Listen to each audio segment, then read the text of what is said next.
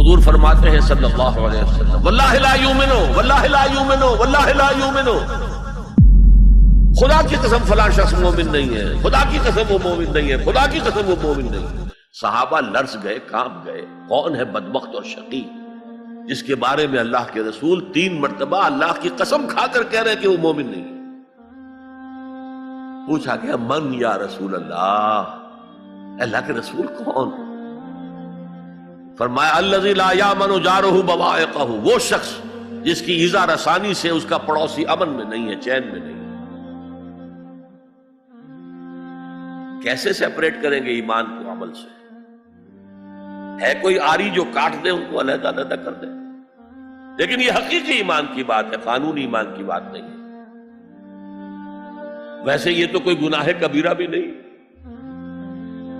یہ تو کج خلقی ہے نہ صرف، لیکن اس کے اوپر 3 دفعہ قسم کھائی جا رہی ہے مومن نہیں ہے، نہیں ہے، نہیں۔ فرمایا لا یزنی الزانی حین یزنی وہو مومن، کوئی زانی حالت ایمان میں زنا نہیں کرتا۔ وہ ایمان 2 کوڑی کا نہیں کہ جو دل میں موجود ہو اور پھر کوئی شخص زنا کرے، تو کیا قیمت ہے اس ایمان کی؟ 2 کوڑی نہیں۔ ولا یسرق السارق حین یسرق وہو مومن، اور نہ ہی کوئی چور جب چوری کرتا ہے تو وہ مومن ہوتا ہے۔ ولا یشرب الخمر حین یشرب وہو مومن، اور نہ کوئی شرابی شراب پیتا ہے تو اس وقت مومن ہوتا ہے، مومن نہیں ہوتا۔ ہاں توبہ کرے تو ایمان واپس آ جائے گا۔ الا الذین تابوا وآمنوا وعملوا الصالحات وعمل عملا صالحا فاولئک یبدل اللہ سیئات حسنات، ہاں جو گناہ کرنے کے بعد توبہ کرے اور ایمان لائے، تجدید ایمان کرے، اس لیے کہ گناہ کی وجہ سے ایمان زائل ہو گیا۔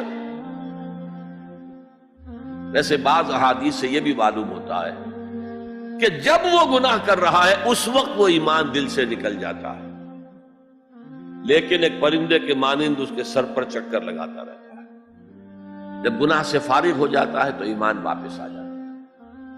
یہ اللہ کا بڑا فضل اور کرم ہے۔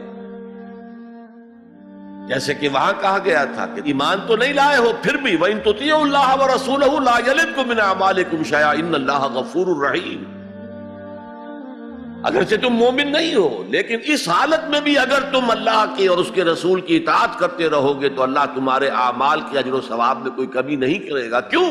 اللہ غفور ہے، رحیم ہے۔ یہ اس کی شان غفاری، شان رحیمی کا صدقہ ہے۔ اسی طرح منطق تو یہ چاہتی ہے کہ گناہ کے بعد جب تک توبہ نہ کی جائے ایمان نہ آئے دل میں دوبارہ۔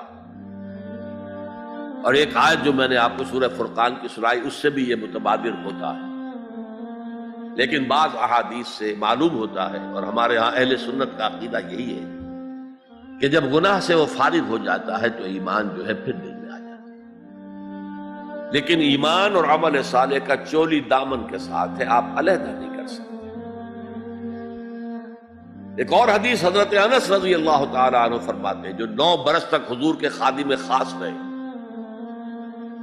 جو فرماتے ہیں قلما خطبنا رسول اللہ صلی اللہ علیہ وسلم الا قال لا ایمان لمن لا امانۃ له ولا دین لمن لا عہد له۔ شاذ ہی کبھی ایسا ہوا ہوگا کہ حضور نے ہمیں کوئی خطبہ ارشاد فرمایا اور اس میں یہ الفاظ نہیں کہے، گویا کہ ہمیشہ اپنے خطبے میں یہ حدیث بیان کرتے تھے آپ، جس شخص میں امانت داری کا وصف نہیں ہے اس کا کوئی ایمان نہیں، کیٹیگوریکل سٹیٹمنٹ ہے، کوئی ایمان نہیں۔ اور جس شخص میں ایفائے عہد کا مادہ نہیں اس کا کوئی دین نہیں۔ دین تو نام ہے، آپ عہد کرتے ہیں اللہ سے ایاک نعبد و ایاک نستعین، اے اللہ ہم تیری ہی بندگی کرتے ہیں اور کرتے رہیں گے، اور اے اللہ ہم تجھ ہی سے مدد مانگتے ہیں اور مانگتے رہیں گے۔ جو شخص چھوٹی چھوٹی باتوں میں وعدہ خلافی کرے وہ اتنے بڑے وعدے کو نبھائے گا جو پوری زندگی کے اوپر حاوی ہے۔ یہ نوٹ کر لیجئے لیگل لیول پر، لیگل ایمان کے لیول پر ایمان علیحدہ عمل علیحدہ، حقیقی لیول پر، قلبی ایمان والے لیول پر ایمان اور عمل صالح گتھے ہوئے ہیں، چولی دامن کا ساتھ ہے، ان کو ایک دوسرے سے جدا کرنا مشکل۔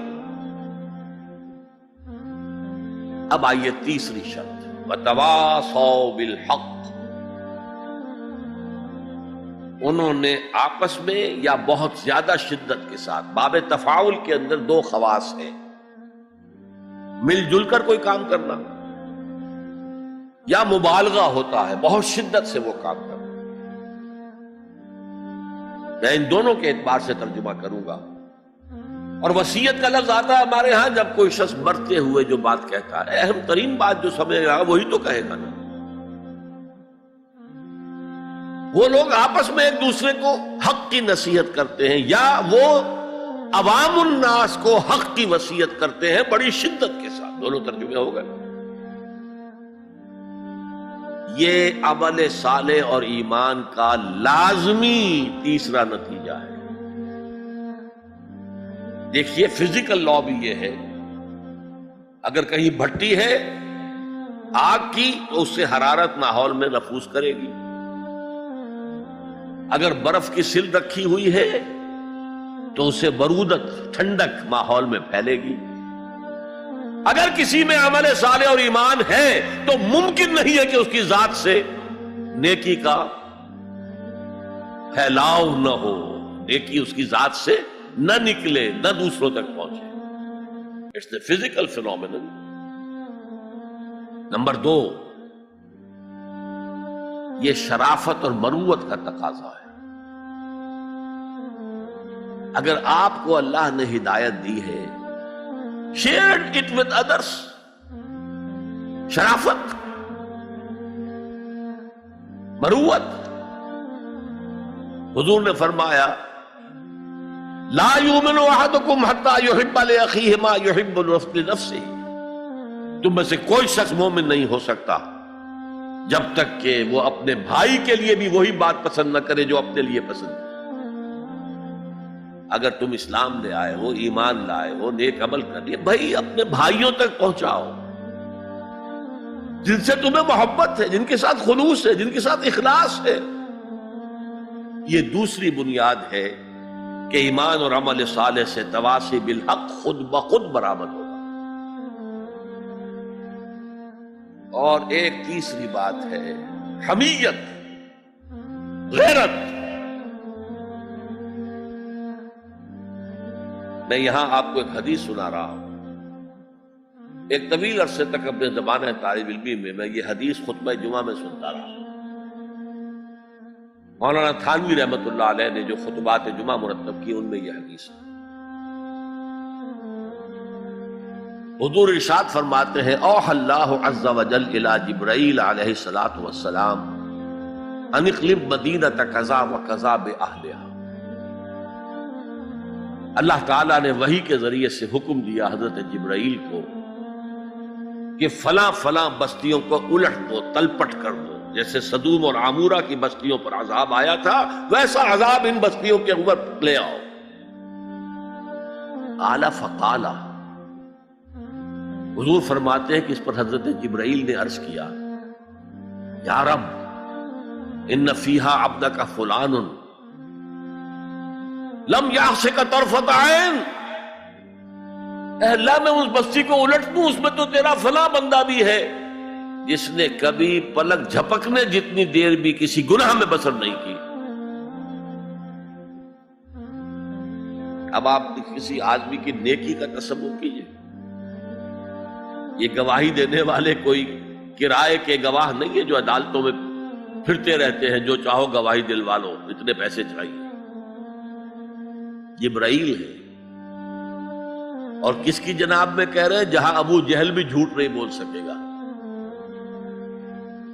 یا رب ان فیہا عبدک فلان لم یعصک طرفۃ عین، الٹ دوں اس بستی کو۔ اب جواب سنیے، قال فقال، حضور فرماتے ہیں اس پر اللہ نے فرمایا اقلبھا علیہ وعلیہم، الٹو اس بستی کو، پہلے اس بدبخت پر اور پھر دوسروں پر۔ فإن وجهه لم يتبعر في ساعة قط، اس لیے کہ میری غیرت کی وجہ سے کبھی اس کے خون نے جوش نہیں مارا، اس کا چہرے کے اوپر خون نہیں آیا۔ آپ کو کوئی ماں کی گالی دے، اگر تو آپ میں جان ہے تو وہ جانے دیں گے اس کو، اور اگر جان نہیں ہے، آپ اس کا مقابلہ نہیں کر سکتے، تب بھی غصہ آئے گا، کانپیں گے آپ غصے کی وجہ سے، چہرہ آپ کا سرخ ہو جائے گا، یہ تو کم سے کم ہوگا نا۔ لیکن یہ اللہ کا بندہ اپنی نیکی میں لگا رہا، اس نے دیکھا نہیں ماحول میں کیا ہو رہا ہے،